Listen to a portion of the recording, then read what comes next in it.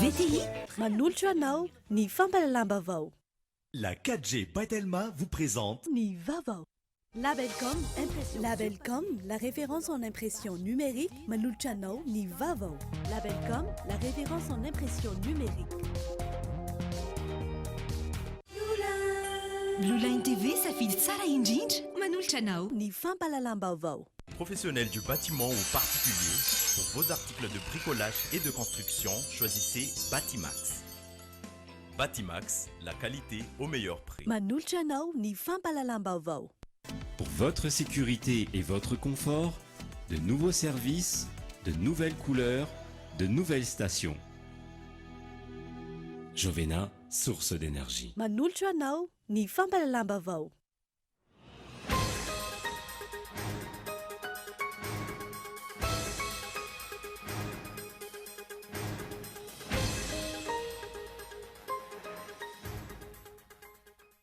Manomboka androany ary tsy farana ratsy amin'ny 17 volana desambra ho avy izao ny fampelezan-kevitra amin'ny fiviterana filoham-pirenena fihodinana faharoa.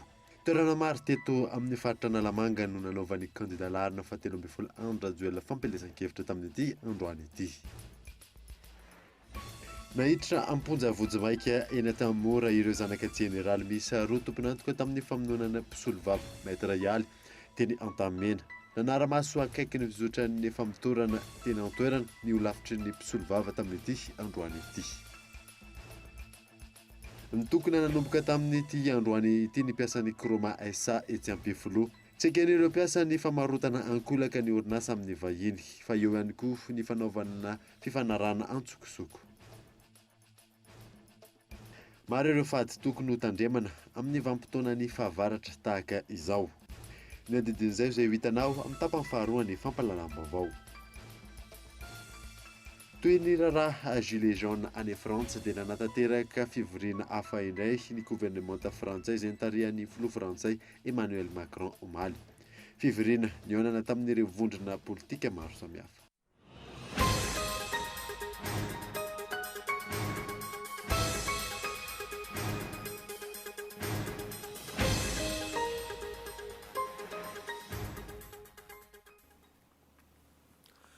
Finaritra tokolasy tompoko vavintaona vaovao eto amin'ny Kultivika manazanao ary anaraka izany hatramin'ny farana nanamboatsika ny vaovao dia kiodalana lehibe eo amin'ny tantaran'i Madagasikara ity volana desambra ity. Androany no nanomboka ny fampelezan-kevitra fifidianana filoham-pirenena fihodinana faharoa. Somary nangingina izay andro voalohany izay teto Andrenivohitra. Rarisona ihany.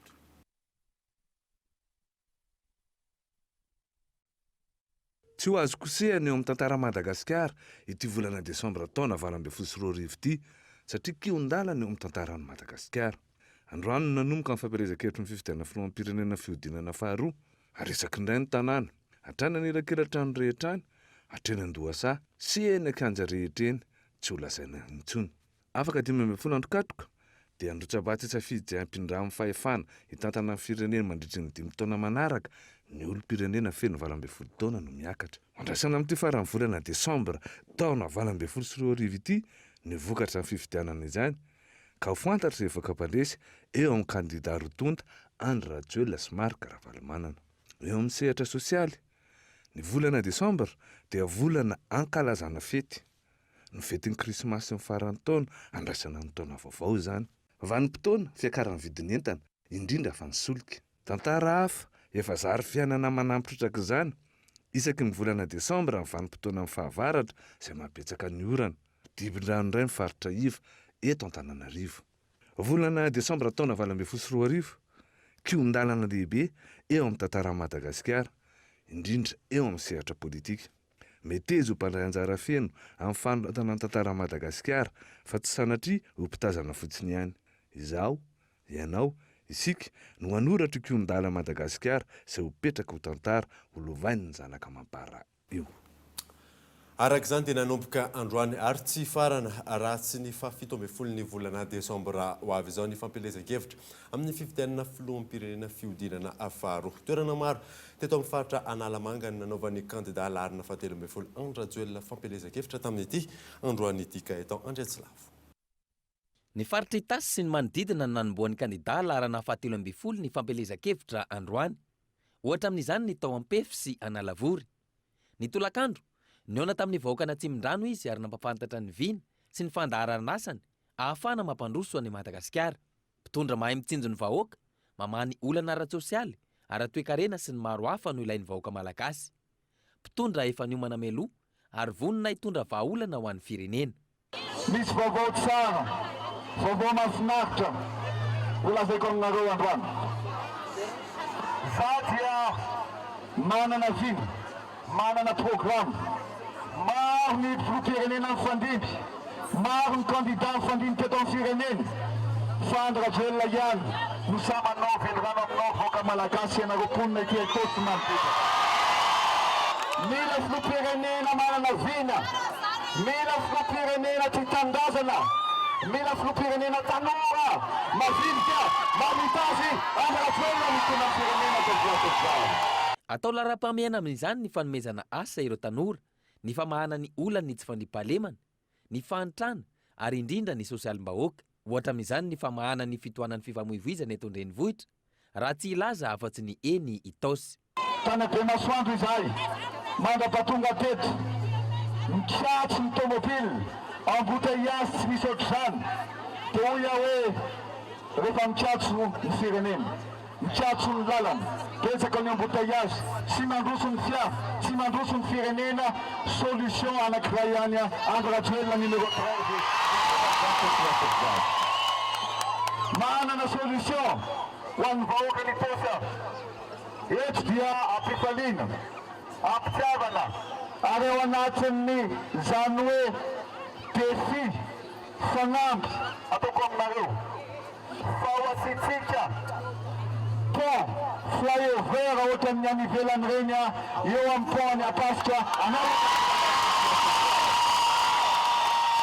afaka izany embouteillage izany.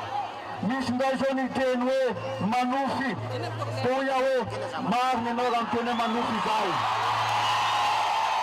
Satria zao matra ny zavatra misy, ny zavatra tsy vitan'ny zalahy, ny zavatra tsy vitan'ny zareo dia hoy amatsa amin'izareo hoe mikisana kely nareo fa leo eto ny tanora ny firenena tampanyfina Madagasikara. Resy lahatra ny mponina tamin'ireo toerana izay notsidihana ary vonona ny fanometanana ahafahana miala amin'izao fahantrana mahazo ny vahoaka malagasy izao. Porofon'izany ny fahatongavan'izy ireo maro tamin'ireo toerana izay notsidihana.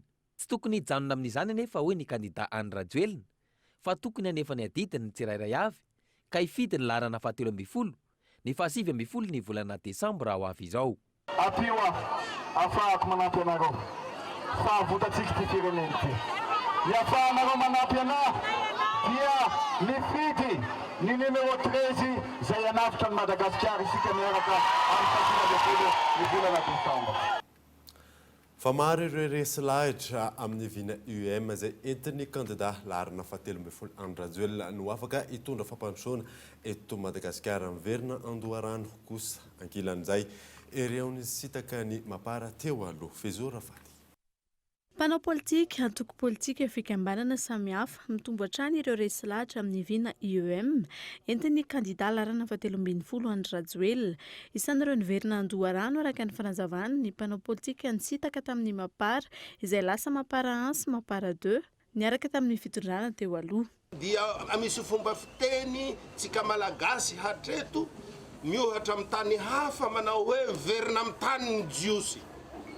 Rariny zany raha ohatra ny mapara 2 mapara 3 miverina amin'ny taniny satria zay nge tsy nanana olana no ny tombotsoa ambonin'ny firenena dia tsy maintsy tsapanay fa any amin'ny mapara reny ny voahana zany aloha zao no tsy maintsy aleha hiadina amin'ny fahatrana ary ny tolom-bahoaka tamin'ny 2009 dia niady tamin'ny jadona zay fotoanany zany zao anohizana sanehoana azy ary tohizana fitondrana 5 taona manaraka sy ny manaraka any zany rehetra zany miantso zahay ny mapara 2 mapara 3 mbola tavelany fa ny betsaka efany daholo mba andao re anohana ny kandidà 17 satria maparatsika ampandeferina ny hampo politika. Nanao fanambarana manohana ny kandidà laharana 17 ihany koa ny tolakandro teo ny antoko leader Vanilo.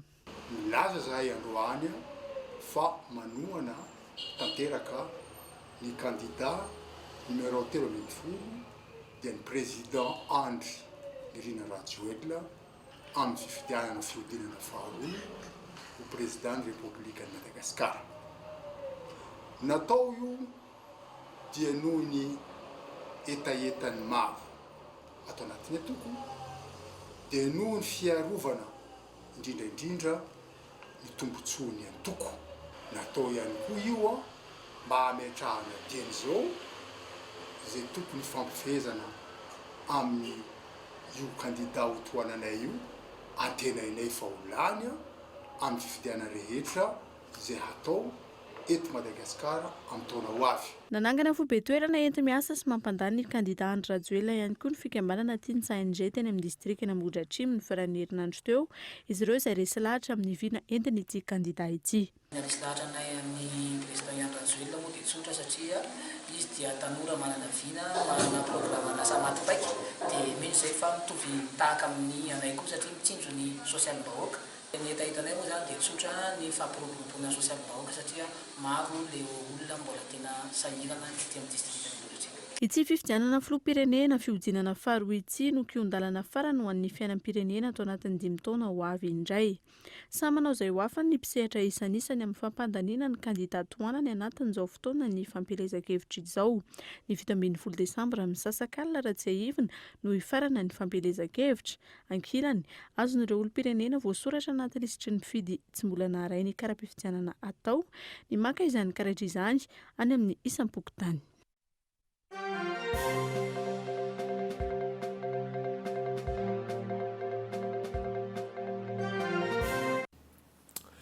Izay ny amin'iny fa nahiditra amponja vojomaika eny tamin'ny mora ireo zanaka jereraly miisa roa tomponantoka tamin'ny famonoana ny mpisolo vava metra ialy teny Antanimena. Nanaramaso akaiky ny zotra ny famotorana teny antoerana ny olafitry ny mpisolo vava tamin'ity androany ity Ivry-Richard.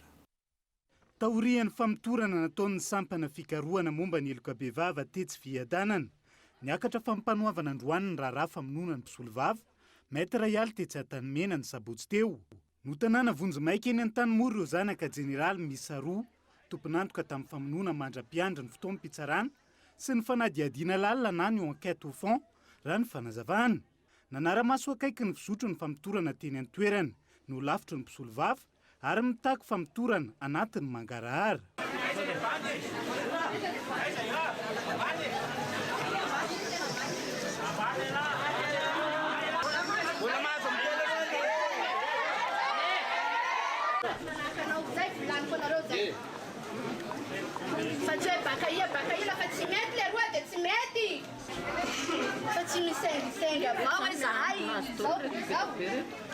Tsy tokony isy hafa-maina amin'ny raharaha ireo tomponantoka telo tamin'ny famonoana ny maître ialy hoy ny mpisolo vava. Raha toka milaza ny manaraka fitsaboana eny amin'ny OMI na ny hôpitaly militaire ny ray amin'ireo navandoza, efa nisy mibaiko mpitsarana manery ity farany anantona ny fitsarana. Ho tanteriny eto amin'ny fampalalam-baovao hatrany ny toy ny raharaha.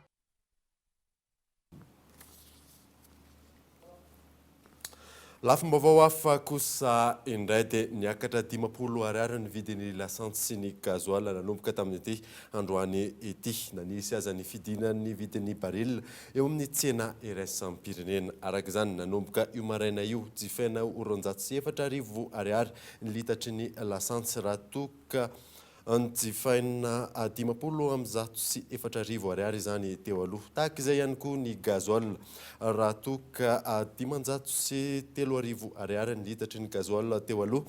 Niakatra ho 50 sy 503 ariary izany tamin'ity androany ity. Nisan'ny vaovao sogadina tamin'ity androany ity dia nitokona nanomboka tamin'ity androany ity ny piasan'ny Kroma SA etsy Ampefolo. Tsekeny ireo piasa ny famarotana ankolaka ny orinasa amin'ny vahiny fa ihany koa ny fanaovana fifanarana antsokosoko any ambadika any fanidindry eo ny nasaina. Nanatanteraka fitokonana ho fanoherana ny fifanarana antsokosoko nataony ny mpitantana ny orinasa Kroma SA tamin'ny orinasa vahiny Ferrom Minina ireo piasa ny kromita malagasy nanomboka tamin'ity androany ity. Fifanarahana izay ambaran'izy ireo ho nampitotongana ity orinasa ity. hatramin'izay dia tompon'andraikitra feno ny tompon'andraikitra mitantana ny orinasa kromita malagasy amin'ny fitadiavana client izay ivarotana ny vokatra rehetra vokarin'ny orinasa.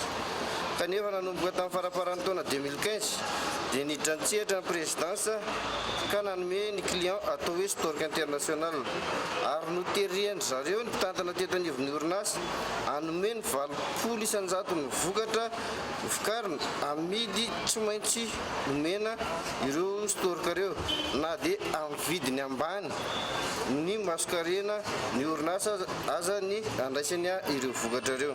Nininy fanjakana ampidirina anatin'ny fatiatoka ity orinasa ity raha ny fanazavan'ireo mpitokona hatrany ahafahana mivarotra amin'ny endriny maro samihafa ny orinasa. Ka teo anatrehan'izay dia nilaza ny ministra Pia, ministry ny harena Kibontany fa hanome vahaolana amin'ny alalan'ny fitadiavana mpiara-miombonantoka hanarenana indray ilay orinasa.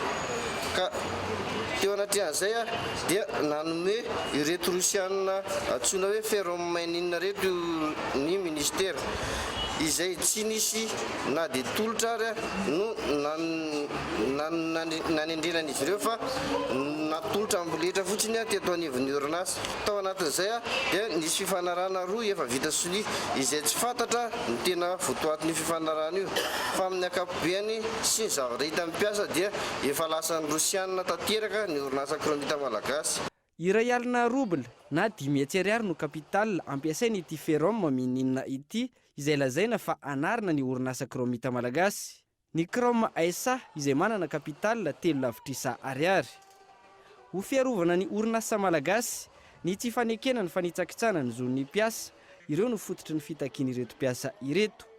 Mikatso ny asa rehetra nanomboka tamin'ity androany ity ary tsy hiato ny fitokonana raha tsy miala any amin'ireo toeram-pitrandrahana ireo vahiny. Raha ny vaovao voaray hatrany nanomboka tamin'ny tantanan'ny ministry ny harena Kibontany Rabarinjaka Henry no nanomboka ity famarotana ankolaka ny orinasa malagasy Chrome SA ity ho an'ny Rosianina. Fa mbola tsy miala tanteraka morontsiraka antsinanan'i Madagasikara hatramin'izao ilay sambo flying pavillon Panama izay voalaza fa mitady hampiakatra antsokosoko andramena avy ao Mananara. Raha ny vaovao farany miamanantona ny Mananara ilay sambo amin'izao fotoana izao Gaëtan Andratsilavo. Efa nitanterana teto amin'ny fampahalalam-baovao fa niverina nanantona ny morontsiraka Madagasikara ilay sambo flying pavillon Panama ary niazo ny ilana avaratra atsinanan'ny nosy. Raha ny loharanom-baovao azo manantona ny morontsiraka Mananara ilay sambo amin'izao fotoana rehefa nivezivezina ny didina ilay zone économique exclusive nandritra ny iray volana mahery. No ny antso fanairana nataon'ny tompon'andraikitra sy ny fandefasana vaovao tamin'ny Aino Manjery no nahatonga io sambo io somary nisitaka ny morontsiraka. Ankehitriny izao miverina izao indray ary manantona ny Mananara toerana nahitana azy voalohany. Tsy mbola nisy hatreto ny fepetra noraisin'ny mpitondra fanjakana manoloana izany na eo azy ireo antsoavy sy mifanairana efa natao. Tsy fantatra mazava ihany koa ny eo ambadika ity fikasana hanondrana antsokosoko ny andramena eto amintsika ity. Ho an'ny mpanara-baovao misy tambazotra miaro ary olona ambony tsy mahitahita no ianteran'izy ireo ka mahatonga azy ireo tsy hisalasala anantona ny morontsiraka Madagasikara tahaka izao na dia tsy mazava aza ny tena antondiny. Samy miandry izay mety ho toyny sy ny fepetra ho raisin'ny tompon'andraikitra ny vahoaka malagasy indrindra ireo mponina ao Mananara avaratra. Tsy ekena intsony raha ny olombitsy no mitatavana ny harem-pirenena eto amintsika. Ny vahoaka nefa miamahanitra hatrany. Voatolotra nandeha mipejiny dokavatra aorenan'izay natatsika mahakasika ny tsimokaretina VIH sida eto Madagasikara fa eo ihany koa ny fady tokony ho tandremana amin'izao vanim-potoana ny fahavaratra tahaka izao ho an'ny malagasy rehefa avy eo ary.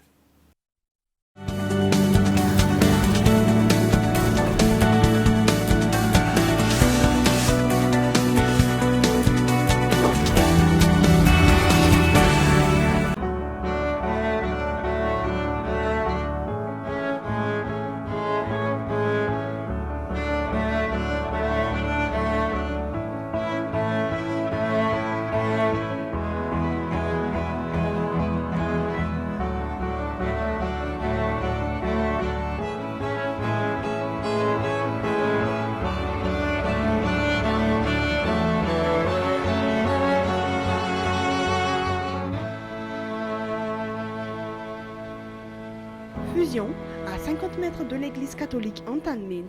Fusion, plus que des cadeaux.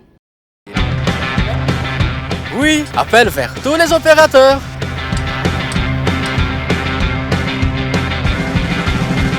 Oui, appel à l'international inclus.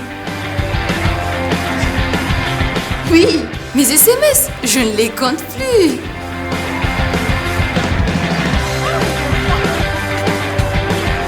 Et oui, l'Internet à la vitesse 4G.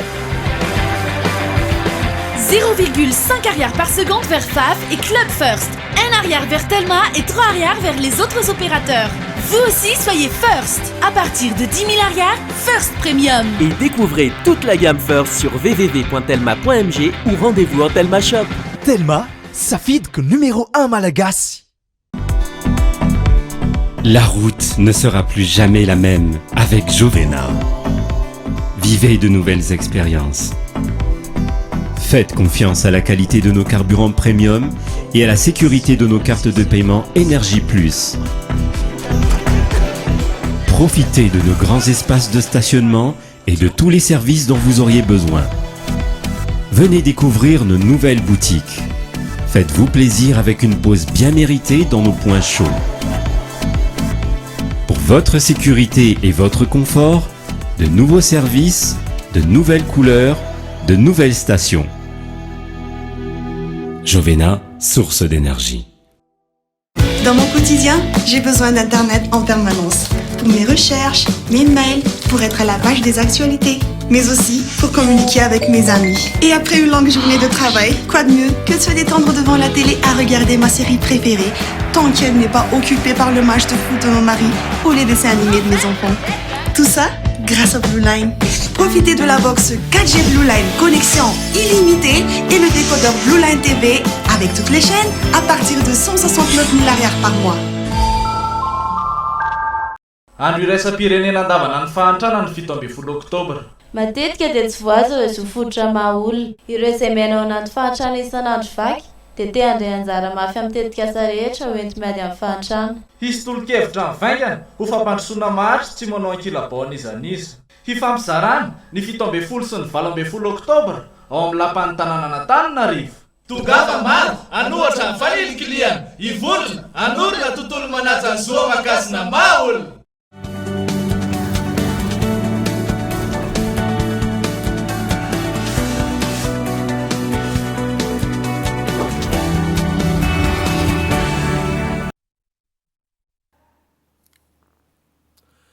Fa tontolo ny fahasalamana no anoizatsika ny vaovao amin'ny ity alina ity dia vitsy manoloana ny tany malagasy mitondra ny tsimikaretina VIH sida no manaraka fitsaboana ankehitriny antony lehibe mahatonga izany raha ny fanazavana voaray ny fahavitsin'ny olona tonga manao fitiliana miantarandriana evo.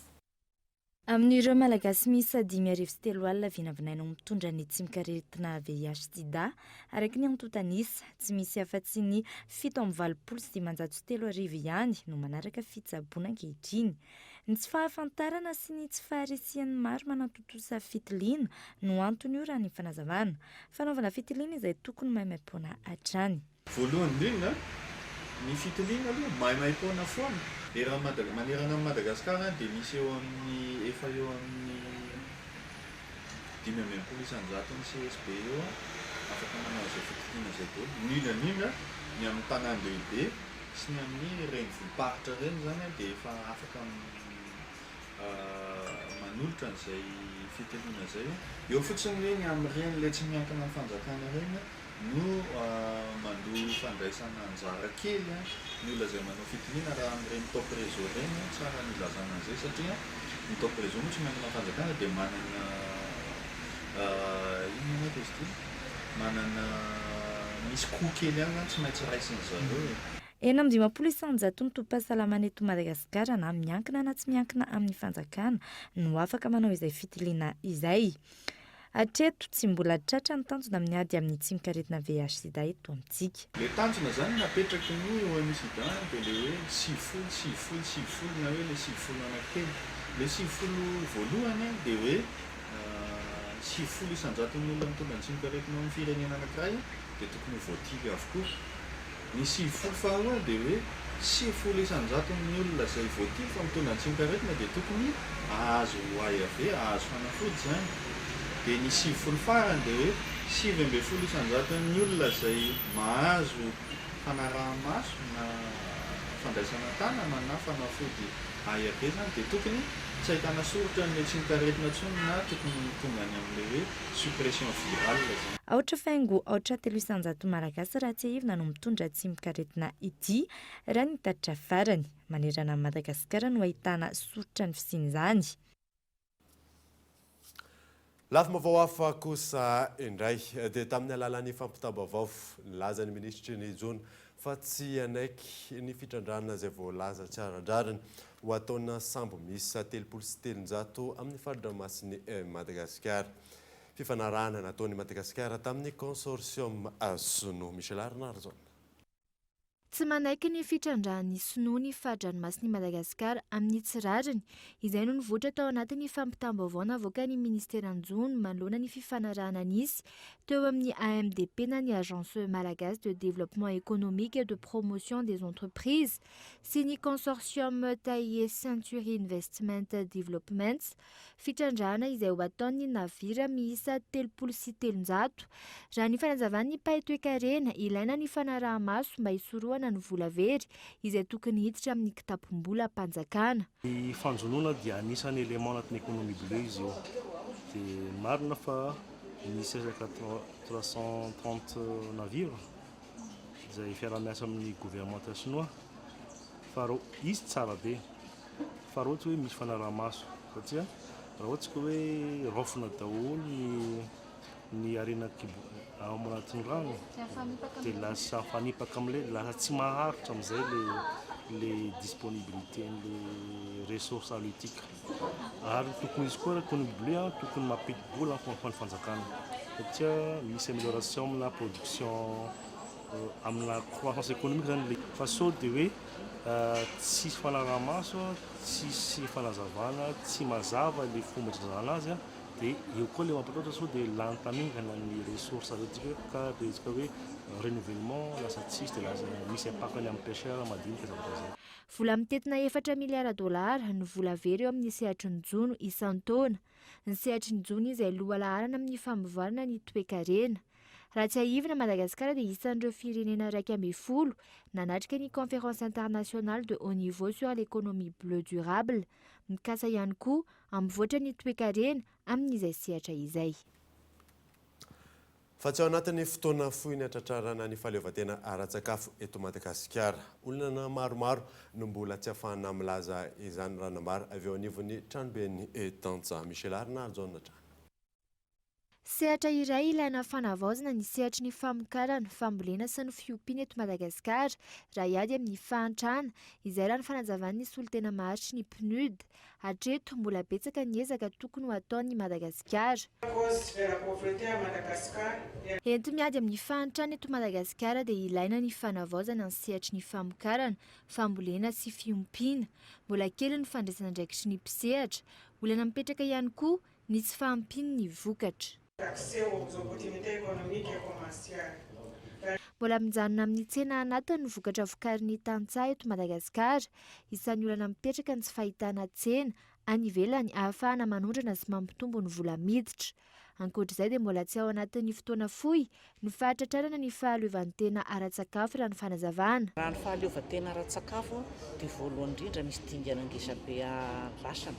Dia voalohany eo amin'ny lafiny teknika, eo amin'ny masoboly indrindra, eo amin'ny resaka fampiofanana ny tanora, fampiofanana ny vehivavy izay hita hoe ny vehivavy amin'ity faritra atsimo ity dia anisany atao hoe somary ambanimbany toerana misy azy amin'ny resaka famokarana. Hatreto mbola tsy afaka miteny Madagasikara fa manana ny fahaleovantena ara-tsakafo. Porofo mivaingana amin'izany mbola anafaran'ny Madagasikara vary manodidina ny 4 sy 10 tapitrisa taonina no ilain'ny Madagasikara isan-taona. Saika manodidina ny 2 sy 4 alina sy 2 tapitrisa taonina no vokatra ny taona 2012 sy 2020. Nanafatra vary 5 alina sy 2 hetsy taonina ny Madagasikara ny taona 2012 sy 2020 ary nitombo 7 alina sy 5 hetsy taonina izany ny taona 2017 sy 2020. Fa tontolon'ny kolontsaina dia maro ireo fady tokony ho tandremana amin'ny vanim-potoana ny fahavaratra tahaka izao. Ny tsy fanarahana izany izay mety anakorotana ny rindram-piarahamonina indrindra any amin'ny tontolo ambanivohitra. Io ny nasaina.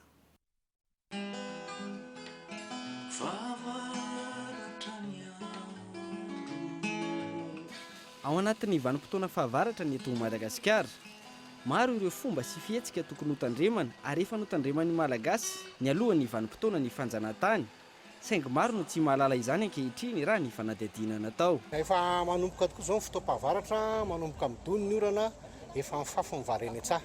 Fady be dia be ny tokony tandremana. Voalohany izany resantsika momba ny fambolena, iarovana ny vary sy ny zavatra eny an-tsaha. Dia fady aloha amin'izao ny mampandeha tandrimo.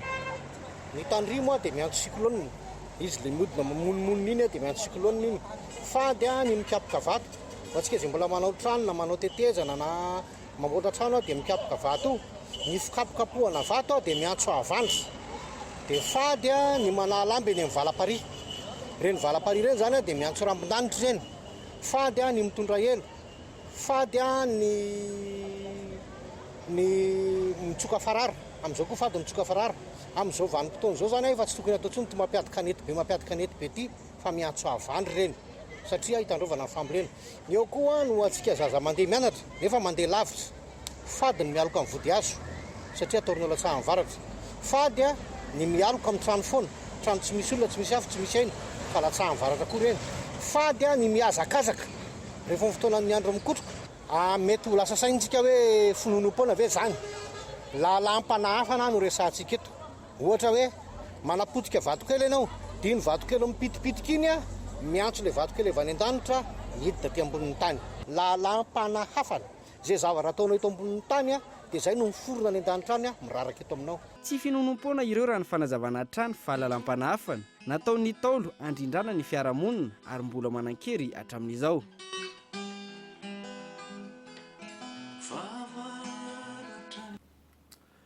Fa tontolon'ny fanatanjahantena taranja baolina kitra dia nitotosaina alina tao Paris France ny lanonana Ballon d'Or 2024.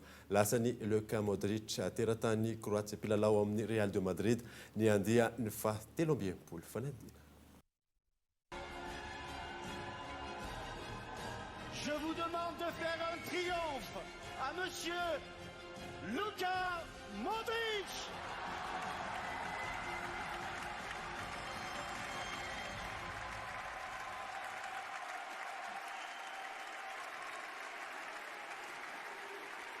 Araka izany, lasa ny Luka Modric ny andiany faha-13 ny Ballon d'Or izay nitotosana omaly alina tao Paris renivohitry France.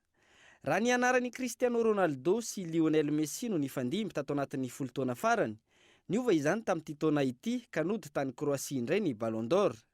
Nahazo ny Ligue des Champions 2024 niaraka tamin'ny ekipa Espagnol Real de Madrid Luka Modric ary isan'ny angadina ananana na hatafakatra ny ekipa pirenenan'ny Kroasia tamin'ny dingan'ny famarana ny fiadinany izay tompon-daka eran-tany na ny Mondial 2018. Isa 17,700 no azony Luka Modric mametraka azy eo amin'ny larana voalohany ka nandrobaka izay Ballon d'Or izay. I Cristiano Ronaldo no eo amin'ny larana faharoa nahazo isa 770. I Antoine Griezmann teratany frantsay milalao amin'ny PSG no nahazo larana fahatelo 470. Teo amin'ny larana fahaefatra Kylian Mbappé, raha i Lionel Messi mpilalao ny FC Barcelone no teo amin'ny larana fahadimy. Tany amin'ny larana fahaenina Mohamed Salah, Raphaël Varane no teo amin'ny larana fahafito, Eden Hazard no teo amin'ny larana fahavalo, De Bruyne mpilalao ny Manchester City no teo amin'ny larana fahasivy ary Harry Kane mpilalao ny Tottenham no nahazo ny larana fahafolo.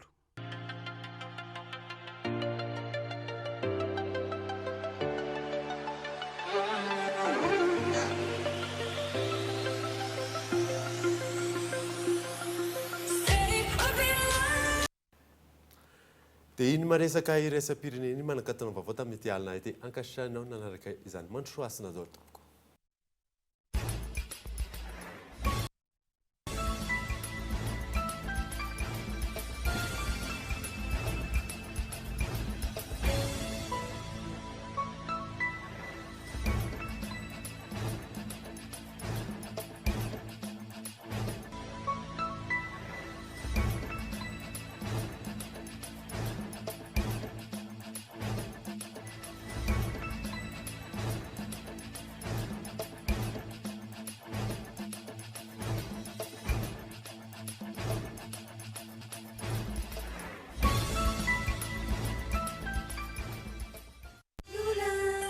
Blue Line TV safidy tsara indrindra nanolotra anao teo ny fampalalam-baovao Labelcom narahinao teo ny fampalalam-baovao niaraka tamin'ny Labelcom, la référence en impression numérique. La référence en impression numérique. Batimax vous propose sa gamme de luminaires rustiques en suspension avec applique pour tous les modèles à 70% de remise. Offre valable jusqu'à épuisement de stock. Alors, n'attendez pas. Batimax, la qualité au meilleur prix. Nanolotra anao teo ny fampalalam-baovao. La 4G by Telma vous a présenté Ny vaovao. Pour votre sécurité et votre confort, de nouveaux services, de nouvelles couleurs, de nouvelles... Narahinao teo ny fampalalam-baovao niaraka tamin'ny Jovena, source d'énergie. Narahinao teo ny fampalalam-baovao niaraka tamin'ny VTI, prêt à vous servir.